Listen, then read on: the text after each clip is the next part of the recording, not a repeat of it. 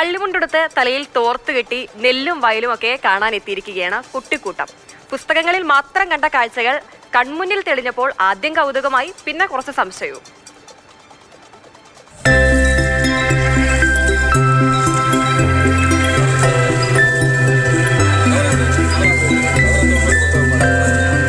Nemom government UP സ്കൂളിലെ കുട്ടികളാണ് വെള്ളായണി കാഞ്ഞിരത്തടി പാഠശേഖരത്തിലെത്തിയത്.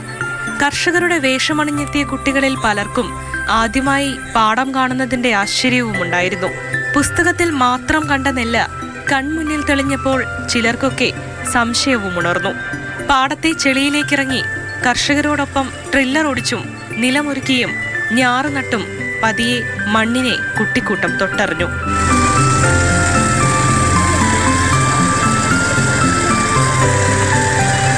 ആദ്യമായി ഞാറ് കാണുന്നതിന്റെയും തൊടുന്നതിന്റെയും ഒക്കെ കൗതുകം പലർക്കുമുണ്ടായി. സ്കൂളിലെ സോഷ്യൽ സർവീസ് സ്കീം അംഗങ്ങൾക്ക് വേണ്ടിയാണ് വേറിട്ട പഠന പരിപാടി സംഘടിപ്പിച്ചത്. കർഷകരും കല്ലിയൂർ കൃഷിഭവൻ ഉദ്യോഗസ്ഥരും അധ്യാപകരും കുട്ടികളോടൊപ്പം ഉണ്ടായിരുന്നു.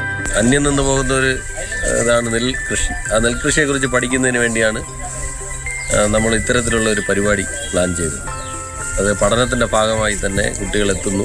രക്ഷിതാക്കളും അതുപോലെ തന്നെ കൃഷി വകുപ്പ് ഉദ്യോഗസ്ഥന്മാരും കൃഷിയുടെ ഉടമസ്ഥരും എല്ലാം ചേർന്ന് വനിതകൾ ഉൾപ്പെടെയുള്ള കർഷക എല്ലാവരും ചേർന്ന് കൃഷിയെക്കുറിച്ച് പഠിപ്പിക്കുന്ന നല്ല ഒരു അനുഭവമാണ്.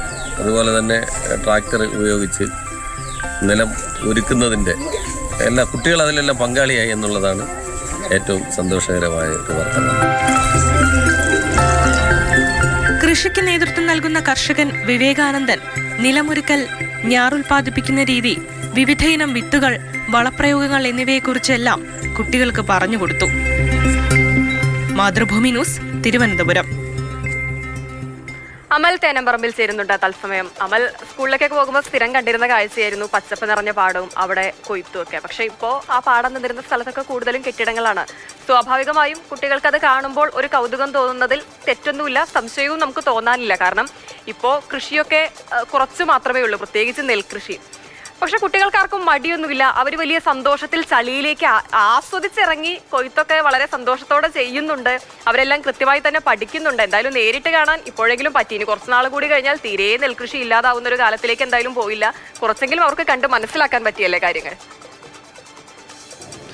ഹിമ, ഇപ്പോൾ ഇങ്ങനെ പാടത്തിറങ്ങി പണിയെടുക്കുന്ന ആളുകളുടെ എണ്ണം തന്നെ കുറഞ്ഞു വരികയാണ്. നമ്മുടെ നാട്ടിലെ ആളുകൾക്കൊന്നും അങ്ങനെ കൃഷിയോടുള്ള താല്പര്യമൊക്കെ വലിയ തോതിൽ കുറഞ്ഞു വരുന്ന ഒരു കാലഘട്ടത്തിലാണ് കുട്ടികൾ ഈ മണ്ണിലേക്ക് ഇറങ്ങാൻ തയ്യാറാകുന്നത്. തിരുവനന്തപുരത്തെ ഇപ്പോൾ കുട്ടനാട്ടിലേക്ക് പോകുമ്പോൾ കാണുന്ന ഒരു കാഴ്ച ഉണ്ടല്ലോ, പച്ചപ്പും ഹരിതാപയും ഒക്കെയുള്ള കാഴ്ച.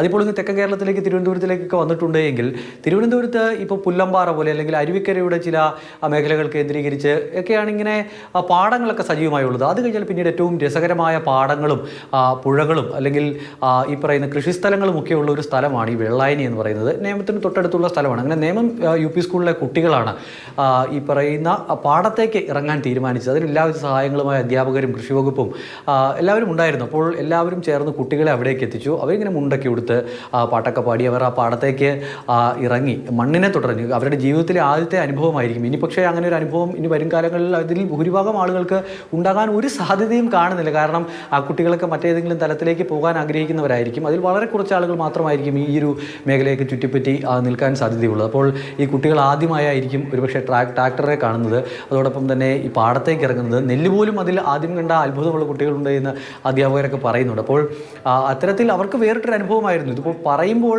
ഒരുപക്ഷെ എനിക്കിപ്പോൾ ഇത് പറയുമ്പോൾ ഒരു അനുഭവം എന്ന് പറയുന്നത് എൻ്റെ കുട്ടിക്കാലത്ത് പാടത്തിറങ്ങിയതും അല്ലെങ്കിൽ നെൽകൃഷി നടക്കുന്ന സ്ഥലങ്ങളിലൊക്കെ സജീവമായി നടന്നതും ഈ പാടങ്ങളൊക്കെ ഞാൻ സ്കൂളിൽ പോകുന്ന വഴിക്കൊക്കെ ഇഷ്ടംപോലെ പാടങ്ങളൊക്കെ ഉണ്ടായിരുന്നു. പക്ഷേ ഇപ്പോൾ അവിടെയൊന്നും പാടങ്ങളൊന്നുമില്ല. മറ്റ് കൃഷികളിലേക്കൊക്കെ കടന്നിട്ടുണ്ട് ആളുകൾ. പാടമില്ലാതായി എന്ന് പറയാം. ഞങ്ങളുടെ നാട്ടിലൊന്നും ഇപ്പോൾ പാടം കാണണമെങ്കിൽ ഞങ്ങളുടെ പഞ്ചായത്തിലൊക്കെ അപൂർവം സ്ഥലത്ത് മാത്രമാണുള്ളത്. അപ്പോൾ അങ്ങനത്തെ നമ്മുടെ ചെറുപ്പകാലത്ത് അങ്ങനെ അനുഭവമൊക്കെ ഉണ്ട് പാടത്തൊക്കെ ഇറങ്ങിയത്. അതുകൊണ്ട് നമുക്കിത് കാണുമ്പോൾ ഭയങ്കര സന്തോഷം തോന്നുന്നു. പക്ഷേ ഇപ്പോഴത്തെ കുട്ടികൾക്കൊക്കെ ഇപ്പോൾ സ്കൂളിൽ പഠിക്കുന്ന ഈ കാണുന്ന ദൃശ്യങ്ങളിലുള്ള കുട്ടികളൊക്കെ പാടത്ത് ഏതെങ്കിലും കാലത്ത് അവരുടെ തലമുറയിൽപ്പെട്ട കുട്ടികൾ അല്ലെങ്കിൽ ആ പ്രായത്തിൽപ്പെട്ട മറ്റേതെങ്കിലുമൊക്കെ കുട്ടികൾക്ക് അങ്ങനെ ഇറങ്ങാൻ കഴിയുന്നുണ്ടോ, അല്ലെങ്കിൽ അവർക്ക് അങ്ങനെ ആഗ്രഹമുണ്ടെങ്കിൽ പോലും അതിന് കഴിയാത്ത അവസ്ഥയുണ്ട്. അപ്പോഴാണ് ഞാനൊരു പാലക്കാട്ടുകാരിയാണ്. എൻ്റെ നാട്ടിൽ പണ്ട് ഇഷ്ടംപോലെ പാടങ്ങൾ ഉണ്ടായിരുന്നു. പക്ഷെ ഇപ്പോൾ നോക്കുമ്പോൾ അതിൻ്റെ അതിന്റെ എണ്ണം പിന്നെ പിന്നെ കുറഞ്ഞു വരുന്നുണ്ട്.